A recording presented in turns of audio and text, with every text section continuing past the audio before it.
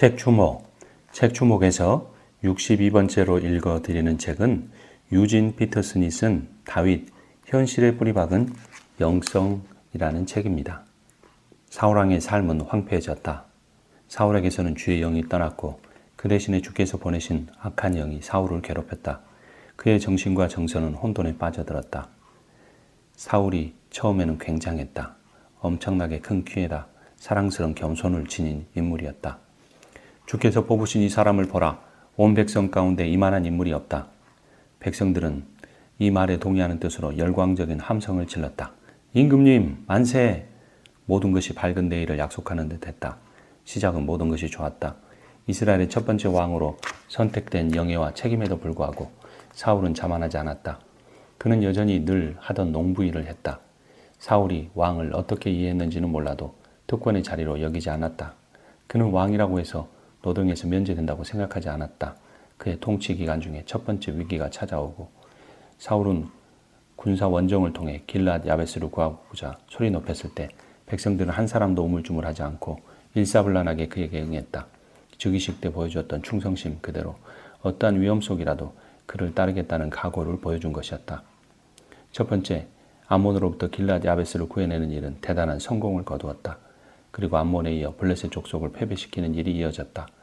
시간이 지남에 따라 사람들은 점차 사울이 장군으로서 탁월할 뿐 아니라 한 사람의 인간으로서도 훌륭하다는 사실을 깨닫게 되었다.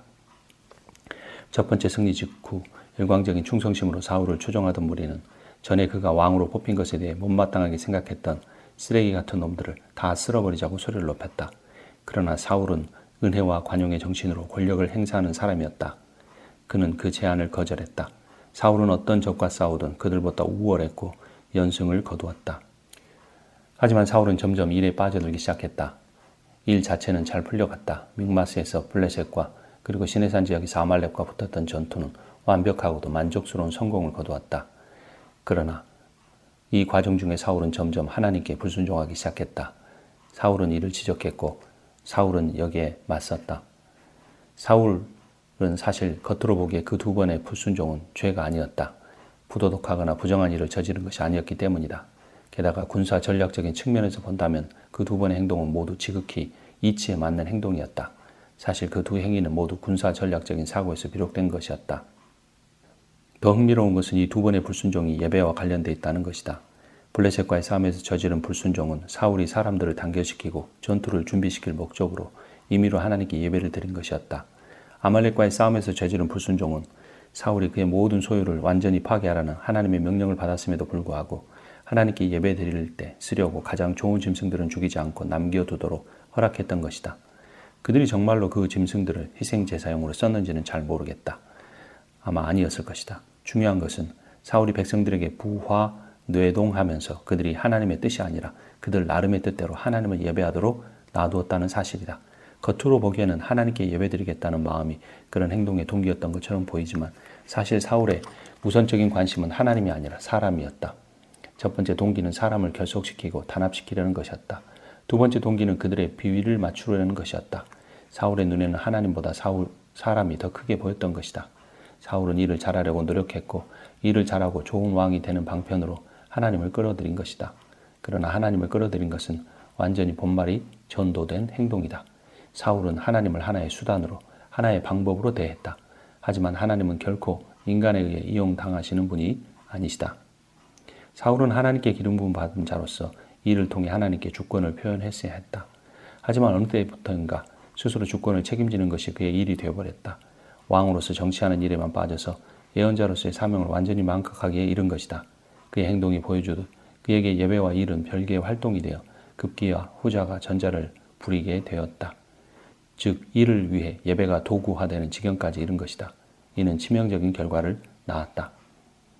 우리가 추구해야 할 것은 일과 예배, 예배와 일이 완전히 일치를 이룬 삶이다. 하나님이 모든 것의 주권자시다. 인간의 일은 일하시는 하나님으로부터 나온 것이다. 다윗은 이와 다른 사람이었다. 사울과 달랐다. 다윗이 기름 부음을 받고 나서 가장 먼저 한 것은 일하러 나가는 것이었다. 그는 사울의 궁정에 들어가서 그의 신복이 되었다. 다윗이 어떻게 일했는지에 대한 이야기는 사울이 어떻게 일했는지에 대한 이야기를 배경으로 제시된다. 사울은 기름 부음을 받은 사람이긴 했지만 더 이상 그에 맞게 행동하지 않는다. 즉 기름 부음에 맞추어 자신의 일을 하지 않는다. 이제 다윗이 기름 부음을 받았다. 같은 일을 두고 두 명이 서로 비교되고 있는 셈이다. 성령이 기름을 부으시고 일은 그 기원이 하나님의 말씀과 행동에 있으며 따라서 인간이 너무도 쉽사리 하나님처럼 될 수 있는 장이기 때문에 인간에게 위험한 유혹의 장도 된다. 우리는 일을 잘하거나 좋은 일을 할 때 정말 신과 같은 존재가 된다. 그래서 급기야 우리는 자신을 신이라고까지 생각하게 되기 쉽다. 자신을 신이라 생각하면 하나님이 필요 없게 된다. 적어도 하나님을 그다지 필요로 하지 않게 된다. 사울은 좋은 일을 하는 와중에 죄를 지었다. 사울은 하나님이 맡기신 일을 수행하는 와중에 그만 하나님께 기름 부음을 받은 왕의 신분에서 몰락하고 말았다. 일은 성보다 훨씬 많은 사람들을 유혹에 빠뜨린다.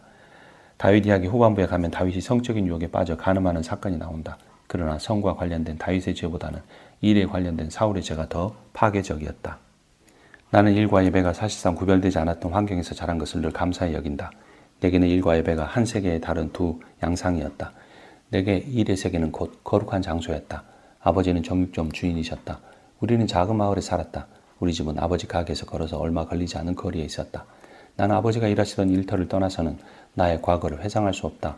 나는 늘 아버지가 곁에 있었고 아버지와 함께 일했다. 아주 어렸을 때는 직접 일을 하지는 않았다. 말하자면 나는 그 가게의 마스코트였다. 사람들은 나를 번쩍 들어 올려 이리저리 흔들기도 하고 장난도 치면서 즐거워했다. 어쨌든 나는 그 일하는 장소에 있었고 그곳의 일부였다.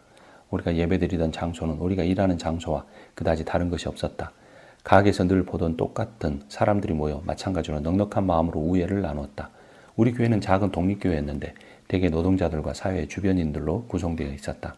마치 몬타나주가 한쪽으로 기울어져서 사회에 뿌리를 내리지 못하고 주변을 맴도는 사람들이 다 이 작은 마을로 쏠려 내려온 것 같았다. 나는 언제나 아버지를 제사장으로 생각했다. 아버지는 하얀 작업용 앞치마를 두르고 암소와 돼지를 잡아 내장을 뽑아내고 고기를 자르셨다. 아버지는 늘 웃는 얼굴이셨고 가게에 들어오는 손님들마다 이름을 부르며 반갑게 맞이하셨다. 아버지 밑에서 고기 자르는 일을 하는 사람이 보통 2~3명 정도 있었는데 어린 시절 나는 그들도 진짜 우리 가족인 줄 알았다. 내가 4살이 되자 어머니는 아버지 것과 똑같은 모양의 작업용 앞치마를 만들어주셨다. 그리고 해마다 커지는 내 몸집에 맞춰 새로운 앞치마를 만들어주셨다. 나는 어머니 한나가 실로의 성소에서 엘리 제사장과 함께 일하며 자라는 아들 사무엘을 위해 해마다 만들어주었던 옷이 꼭 이런 모습이었을 거라고 생각했다. 아버지는 우리 정육점의 제사장이셨고 나는 아버지의 제사장 일을 돕는 사람이었다. 우리 정육점은 축복의 장소였다. 우리는 그곳에서 열심히 일했다. 해마다 힘이 더 세지고 성숙해감에 따라 나는 그에 맞는 새로운 역할을 배우며 적절한 임무를 수행했다. 그리고 일의 존엄함과 일을 통해 얻는 만족을 배워갔다. 우리가 다녔던 교회는 이야기를 들려주는 교회였다. 몇 년 동안 우리 교회에 계셨던 한 목사님은 성막, 성전, 유대인의 제사 제도에 도통하신 분이었다. 나는 그런 종류의 예배 세계를 이미 알고 있었다. 나는 짐승이 도살되고 받쳐지는 광경과 소리, 가들린 피냄새, 파리들이 날아다니는 소리 등을 경험하며 자랐다. 실로의 제단에 황소가 받쳐지는 모습은 중심가에 위치한 우리 가게 도마 위에 뿔 짧은 암소가 올려지는 모습과 크게 다르지 않았을 거라고 생각했다. 우리 가게는 염소를 잡지 않았고 또 비둘기 대신 그와 가장 가까운 종류인 닭을 잡았을 뿐이지만 우리 가게에서 매일같이 드려졌던 예배는 유대인들의 예배처럼 신체의 오감이 총동원되고 자극되는 예배였다. 예배는 결코 말쓱하게 차려입고 점잠 빼는 세계가 아니었다. 그런데 이상하게도 우리 가게에 어울리지 않았던 유일한 사람은 바로 우리 교회 목사님이었다. 목사님은 단골 손님은 아니었지만 마을의 순회 전도자나 선교사가 오면 꼭 우리 가게를 방문했다. 그리고 아버지를 한쪽 구석으로 불러내서 어깨에 팔을 얹고는 기도할 때 늘 내는 영적인 목소리를 말했다. 던 형제, 주님이 내 마음에 말씀하신 것인데 주님은 요즘 제대로 먹지 못한 그 가난한 종을 형제의 가게에 좋은 스테이크 한 점으로 위로해 주기를 원하고 계신다네. 그러면 마음씨 좋은 아버지는 목사님에게 스테이크 2점을 드리곤 했다. 아버지는 결코 불평하시지 않았지만 점원 아저씨들은 서로 잉크를 하며 뭔가 안다는 듯한 표정을 지었다. 목사님이 이 신성한 일터에 너무도 어울리지 않아 보인다는 사실에 난 어리둥절해졌다. 그 후 25년이 지나고 이제 목사가 된 나는 예배 장소에 들어오면 어떻게 처신해야 할지 모르는 사람들을 대하게 되었다. 그들은 바깥 세상에서 사용하던 어휘의 최소한 50%는 남겨두고 예배당에 들어온다. 그들은 전혀 다른 어휘를 사용한다. 그들은 조금 긴장하기도 한다. 물론 모든 사람이 그런 것은 아니다. 그러나 그런 사람들이 많다는 것을 보고 나는 그들에게 그들이 일할 때 쓰는 언어로 하나님의 말씀을 전하는 것이 내가 할 일임을 깨달았다. 만일 내가 그들에게 교회에서 쓰는 말로만 이야기한다면 그들이 어떻게 예수 그리스도의 복음을 제대로 듣고 이해하겠는가? 스테인드 글래스와 오르간 반주 분위기만 접한다면 그들이 어떻게 베들레헴의 말구유, 갈릴리의 고기잡이배, 베드로의 욕설, 마리아의 눈물을 실감할 수 있겠는가? 골고다의 십자가는 말할 것도 없다. 나는 목사로서 사람들에게 하나님을 경험하고 예수님께 순종하며 성령을 받는 영성생활의 1차적 환경은 바로 일의 세계라는 사실을 말하고 보여주는 일을 계속하고 있다. 그리고 나는 이 일이 결코 쉽지 않다는 것을 늘 절감한다. 하나님께 기름 부음 받은 다윗은 일의 세계로 들어갔다. 기름 부음을 받기 전에 그는 목자로 일했다. 이는 복음을 표현하는 데 배경과 은유이다. 그러나 이제 다윗의 일은 하나님이 맡기시고 하나님이 정해 주셨다. 보이는 일이 되었다. 이제 다윗이 하는 일은 왕의 일, 킹 워크이었다. 다윗의 선택과 기름 부음 사건 이후에 바로 이어지는 첫 번째 이야기는 바로 그가 일터에서 일하는 이야기다. 현세를 사는 다윗의 영성은 이 첫 번째 작업과 함께 시작된다. 나는 모든 진정한 일을 나타내는 바로 왕업이라는 단어를 사용하고 싶다. 이 단어를 사용하는 이유는 일 자체가 가진 본연의 존엄성에 대해 주의를 환기시키고 우리의 일이란 본디 하나님의 일과 같은 종류의 일이라는 점을 강조하기 위해서다. 모든 참된 일, 모든 진정한 일은 왕업에 해당된다. 나는 진짜 일과 가짜 일을 구분하기 위해 이 단어를 사용한다. 인간을 파괴하고 기만하는 일은 가짜 일이다. 어떤 목적을 위해 힘을 기울였다고 해서 그 행동이 일이 될 수 있는 조건을 갖춘 것은 아니다. 일이란 이를 통해 자신의 주권을 표현하시는 주권자 하나님에게서 비롯된 것이며 그 하나님을 나타내는 활동이다. 주권자는 혼돈에서 질서를 이루어내며 사물과 사람들의 존엄성을 지키기 위해 싸우며 부정과 불행과 비참함에서 희생자들을 구해내며 정죄받고 저주받은 이들에게 용서를 베풀며 병든 자들을 치유하며 그 임재를 통해 대지와 사람들에게 존엄성과 영예를 부여하는 일 등을 한다. 하나님의 주권은 추상적인 것이 아니다. 하나님의 주권은 일하는 주권이다. 일을 통해 표현되는 주권이다. 본디 인간이 하는 모든 일은 주권자 하나님이 하시는 일의 연장이요 거기에 참여하는 활동이어야 했다. 다윗이 왕으로서 한 첫 번째 일은 나쁜 왕을 섬기는 일이었다. 그는 기름 부음을 받은 후 사울 왕의 궁전에 들어가 종이 되었다. 그러나 그의 경우에 종이 되는 것과 왕이 되는 것은 반대가 아니었다. 그에게는 종으로서 섬김이 단순히 왕으로서의 통치를 위한 도제 과정이 아니었다. 다윗에게 종으로서 섬기는 일은 그 자체가 이미 왕으로 통치하는 일이었다. 그는 종인 동시에 왕이었다. 사울의 궁정에서 다윗은 왕을 섬기는 왕이었던 셈이다. 우리가 왕으로 경배하는 예수님도 인생의 대부분을 목수일을 하며 보내셨다. 이처럼 모든 진정한 일에는 섬김과 통치라는 두 요소가 하나로 결합된다. 통치는 우리가 하는 일의 내용이며 섬김은 우리가 그 일을 하는 방식이다. 모든 선한 일은 참된 주권적 통치의 발현이다. 그리고 그 주권을 가장 바르게 행사할 수 있는 길은 바로 섬김이다. 좋은 일을 맡았다고 해서 좋은 일을 하게 되지는 않는다. 우리가 맡은 옳은 역할이 우리가 옳다는 것을 보장해 주지는 못한다. 사울은 이스라엘의 첫 번째 왕이라는 좋은 일을 맡았지만 그 일을 감당하는 데는 실패했다. 우리의 일이나 지위가 의롭다고 해서 우리가 의로운 것은 아니다. 사울과 다윗은 둘 다 하나님의 영으로 기름 부음을 받아 정체성을 부여받았다. 그들은 둘 다 좋은 일을 맡았다. 그러나 좋은 일을 맡았다는 것이 곧 좋은 일을 하게 된다는 것이 아니다. 똑같은 일을 수행하는데 사울은 실패했고 다윗은 성공했다. 직업은 중요하다. 일은 중요하다. 하지만 일 자체만으로 하나님의 목적을 완벽하게 이루는 경우는 많지 않다.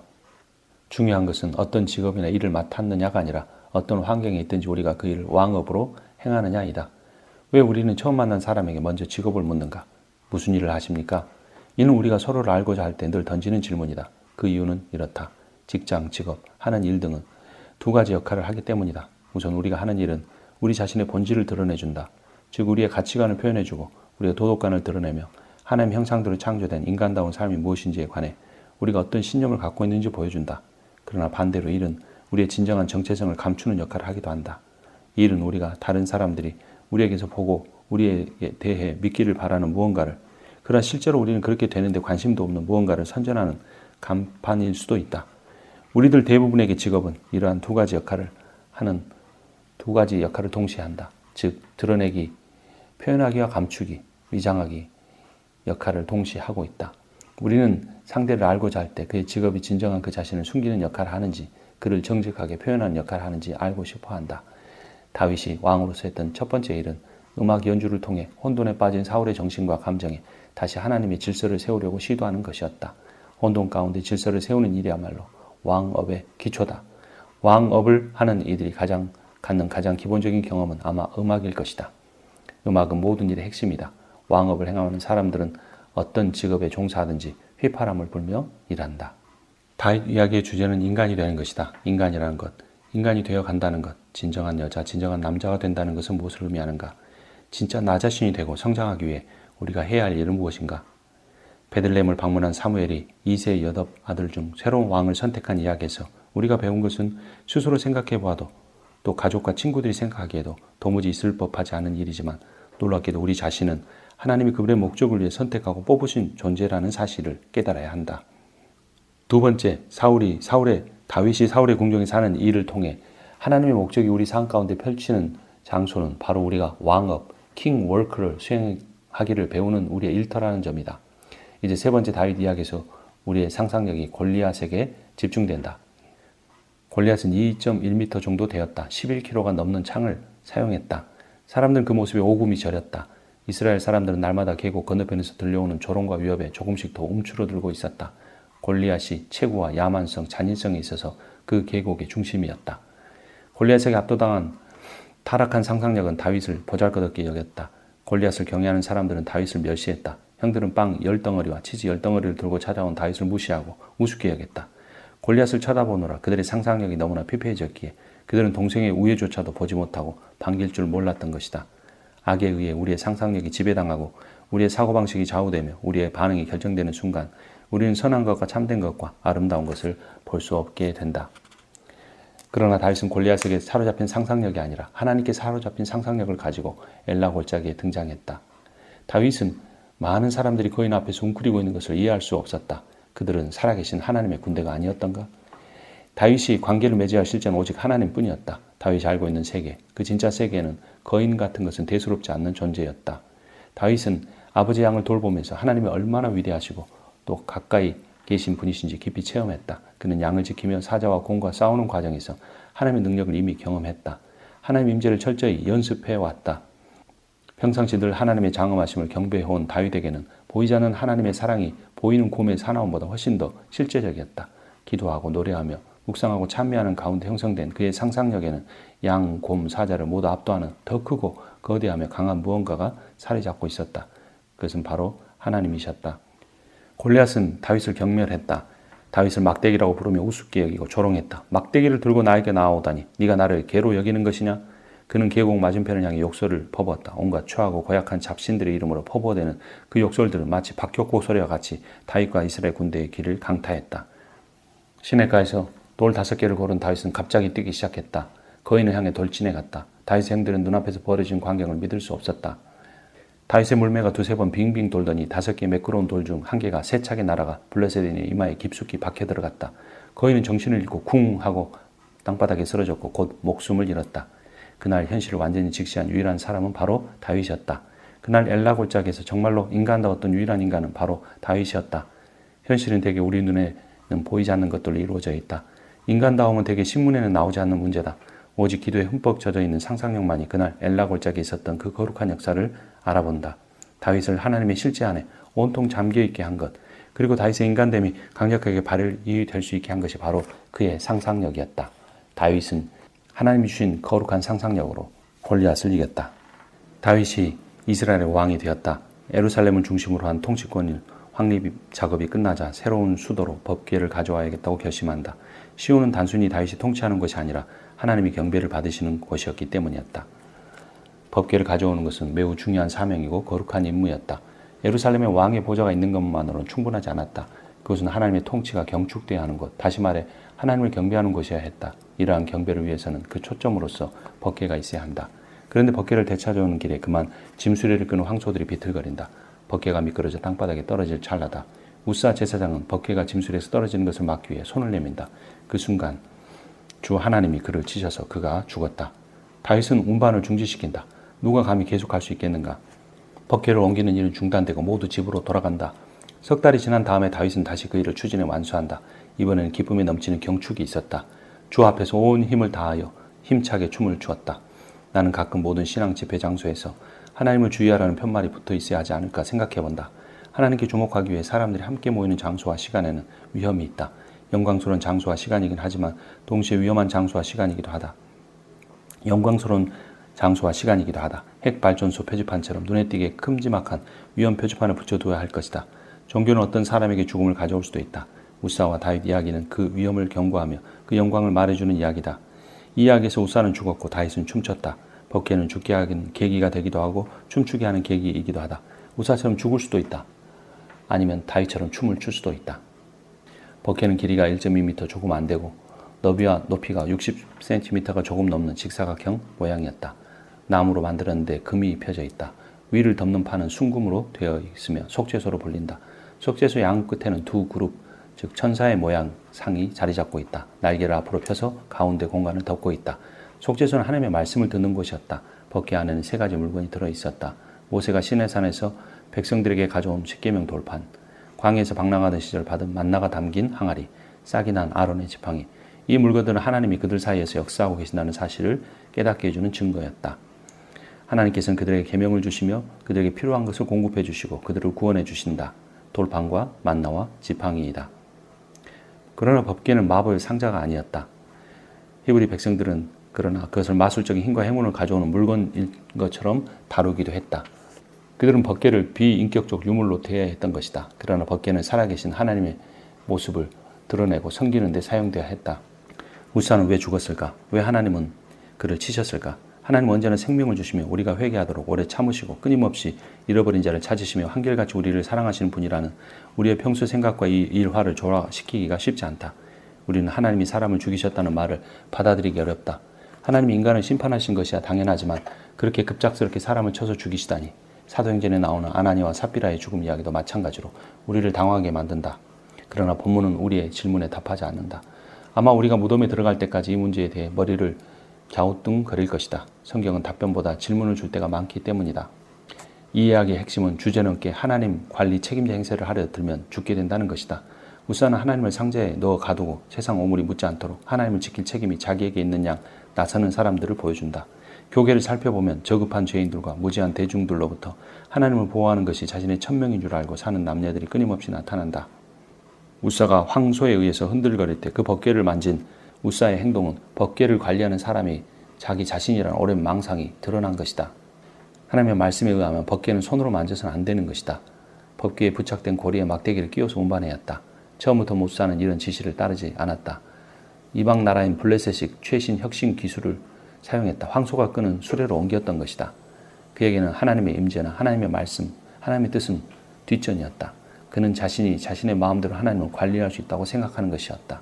그것은 비인격적인 방법이었다. 구별된 사람들 대신에 효과적인 기계를 사용하는 것이었다. 인격적인 수단을 밀어내고 비인격적 수단을 사용하는 것이다. 우사는 거룩의 본질을 고려하지 않은 채 무턱대고 효과적 방법론을 받아들이는 그리스도인들과 같은 모습이다. 우사는 하나님을 책임 관리하는 담당자였다. 이 세상에 많은 종교 지도자들이 이런 식으로 행동한다. 하나님을 자기 마음대로 다룰 수 있다고 생각하는 것이다. 말씀의 본질대로 하나님을 대하지 않고 하나님을 경외하지 않고 하나님을 자기 방식대로 마음대로 관리하려고 하는 것이다. 종교는 이런 일의 원상이다. 이렇게 하나님을 책임 관리하려 드는 사람들이 지도자 위치까지 오르는 일이 적지 않다.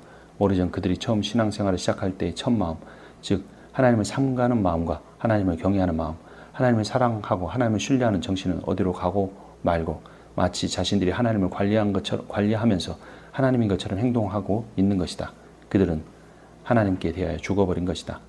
우사는 하나의 경고다. 우사처럼 생각하고 행동한다면 우리는 머지않아 죽은 사람이 될 것이다. 영원히 죽은 사람, 살아계신 하나님을 마치 죽은 물건처럼 대하는 죽은 사람이 될 것이다. 예수님은 그런 사람들을 두고 회칠한 무덤 같다고 하셨다. 그 안에는 죽은 사람들의 뼈와 온갖 더러운 것이 가득하다. 우사는 급작스럽게 죽은 것이 아니었다. 그는 이미 오래전부터 서서히 죽어가고 있었다. 그는 죽은 사람들의 뼈 같은 죽은 행위들만 가득하고 찬양과 믿음과 경배의 영은 내면 속에서 오래전에 실식한 사람이었다. 그러나 다윗은 달랐다. 다윗은 왜 춤을 추었을까? 다윗은 법궤 앞에서 기쁨에 넘쳐 남들의 시선에도 아랑곳하지 않았다. 덩실덩실 춤을 추었다. 다윗은 하나님에 관해 우사가 보지 못하고 듣지 못했던 무언가를 알았던 것이다. 다윗은 평생 위험 속에서 살았다. 사자와 곰, 깔보른 골리앗 거인과 살기 등등한 왕, 약탈을 일삼는 블레셋인들과 교활한 아말렉인들과 함께 살았다. 황량한 광야의 동굴과 오아시스에서 살았다. 그러나 그는 또한 하나님과 함께 살았으며 하나님 안에서 살았다. 달려가고 숨으며 기도하고 사랑하며 말이다. 다윗은 결코 하나님 관리 책임자 행세를 하지 않았다. 그에게 하나님은 구원자와 주권자이시며 목자와 바위셨다. 하나님은 다윗이 돌보는 양이 아니었다. 하나님은 결코 길들여 줄 수 없는 분이셨다. 이러한 삶의 조건들 속에서 다윗은 하나님 앞에서 자신을 활짝 열고 그분을 신뢰하며 호연지기를 가지고 대범하게 사는 것을 배웠다. 다윗은 하나님을 하나님으로 대했다. 다윗은 춤을 추었다. 하나님 안에서 춤을 추었다. 다윗은 자신의 이해력과 통제력을 초월한 삶에 들어섰다. 그는 신비와 영광에 다가갔다. 그래서 그는 춤을 추었다. 제 힘으로 일을 척척 해낼 때 우리는 걷는다. 걷는 것은 우리가 몸을 움직이는 정상적인 방식이다. 그러나 사랑으로 제정신을 이룰 때, 너무도 충만한 의미를 발견할 때, 자아에 대한 집착에 세방될 때 우리는 춤을 춘다. 다윗은 춤을 추었다. 하나님의 법궤 앞에서 춤을 추었다. 우사는 하나님의 법궤를 관리하고 인간 주인 노릇을 하려고 했지만 다윗은 하나님을 하나님으로 대하고 그 앞에서 인간으로 서서 춤을 추었다. 어린아이가 부모 앞에서 즐거워하는 모습과 똑같았다. 다윗이 만일 종교적 직무를 수행하거나 국가예식을 진행하고 있었던 것이라면 그는 근엄하게 법궤 앞에서 걸으며 엄숙한 모습으로 행렬을 예루살렘으로 이끌었을 것이다. 그러나 이것은 직무 수행이 아니었다. 하나님을 이용해 예루살렘의 권위를 높이려는 정치적 행동도 아니었고 하나님을 높여드리기 위해 수고스럽게 벌이는 종교적 활동도 아니었다. 그저 경배하며 살아계신 하나님께 반응하고 있었던 것이다. 그는 자신을 휘감아 돌며 자신을 통해 흐르는 하나님의 생명에 열려 있었다. 그의 하나님은 법궤가 증언하는 대로 역사를 가로지르는 하나님, 구원하시고 계시하고 복을 주시는 하나님이셨다. 예배 장소와 시간은 우리가 하나님을 향해 기쁨으로 자신을 여는 법을 연습하는 자리다. 우리는 하나님 앞에서 자신을 열기 전까지는 결코 온전한 우리 자신일 수 없다. 하나님의 실체에 주목하고 우리 안에 계신 하나님의 일하심에 반응하며 우리를 위한 하나님의 말씀을 받을 때까지 말이다. 예배는 우리가 자아 집착을 중단하고 하나님의 임재에 주목하기 위한 전략이다. 예배는 우리가 의도적으로 하나님께 주목하기 위해 따로 떼어놓은 시간과 장소다. 그분이 그런 시간과 장소에만 계시기 때문이 아니다. 우리의 자기 집착이 너무나도 뿌리 깊고 고질적이어서 그것을 의도적으로 중단시키기 위한 정규적 시간과 장소가 없다면 우리는 다른 시간과 장소에서도 그분께 주목할 가능성이 전혀 없기 때문이다. 그러나 여기에도 위험이 존재한다. 왜냐하면 그런 시간과 장소가 정해지면 때로는 우리는 멋대로 그 시간과 장소를 지배하려 들고 감히 하나님을 그 시간과 장소 속에 가두려 들기 때문이다. 우사가 되는 것이다. 이것이 바로 성경 여기저기에 다음과 같은 위험 표지판이 붙어있는 이유다. 하나님을 두려워하라. 주님을 경외하는 것이 지혜의 근본이다. 조심하라. 그러나 그 경고들은 우리더러 하나님 앞에서 몸을 움츠리고 살라고 하지 않는다. 다윗을 보면 그 반대임을 알 수 있다. 그 경고들은 하나님을 우리의 취급 물품으로 전락시키지 않도록 지켜준다. 종교 활동을 하다가 죽음을 당하는 일이 없도록 예방해 주는 것이다. 다윗의 아내 미갈은 다윗이 법궤 앞에서 덩실덩실 춤을 추는 광경, 하나님의 구원과 인도와 명령을 받은 사람들과 함께 흥겹게 어우러지는 광경을 지켜보았다. 그리고 그녀는 그를 업신여겼다. 왜 좀 더 왕다운 품위를 지키지 못하는 것일까? 왜 다른 나라 왕들처럼 처신하지 못하는 것일까? 그는 왕을 섬기는 신상을 세우고 화려하고 장엄한 궁궐을 짓고 그를 왕답게 중요한 인물답게 보이게 해주는 종교를 조직해야 한다. 미갈에게 하나님은 단지 사회적 편의장치, 정치적 지지물에 불과했다. 미갈은 다윗의 춤을 보고 처음에는 당황했고 나중에는 경멸했다. 미갈은 귀먹은 이들은 언제나 춤추는 이들을 경멸하게 마련이라는 말에 적합한 사람이었다. 미갈은 우사와 함께 법궤 옆을 걸었더라면 흡족했을 것이다. 품위 있고 고상하게 염려스럽다는 듯 걷고 있는 우사, 그러나 사실상 죽어있는 우사와 함께 말이다. 그러나 그녀는 법궤 앞에서 춤추는 다윗을 보고 경멸했다. 아무것도 개의치 않고 신경 쓰지 않고 염려하지 않고 그저 전심으로 찬양하는 다윗, 참으로 살아있는 다윗을 경멸했던 것이다. 다윗은 신경 쓰지 않았다. 왜냐하면 다윗은 충만하게 살아있는 인간은 하나님의 영광이다라는 것을, 하나님을 두고 염려하거나 불안해할 필요가 없다는 사실을, 근엄하고 고상하게 하나님의 관리 책임자 행세를 하려 들다가는 죽음에 이른다는 것을, 영생이라는 그분이 우리를 돌보시게끔 하는 것이라는 사실을 알고 있었기 때문이다. 사울이 아닌 다윗, 우사가 아닌 다윗, 미갈이 아닌 다윗과 같은 진정한 예배자, 진정한 일상을 왕업으로 수행하는 분들, 진정으로 하나님을 경배하고 기뻐하는 여러분들의 삶이 되시기를 주님의 이름으로 축원합니다. 책 추목이었습니다.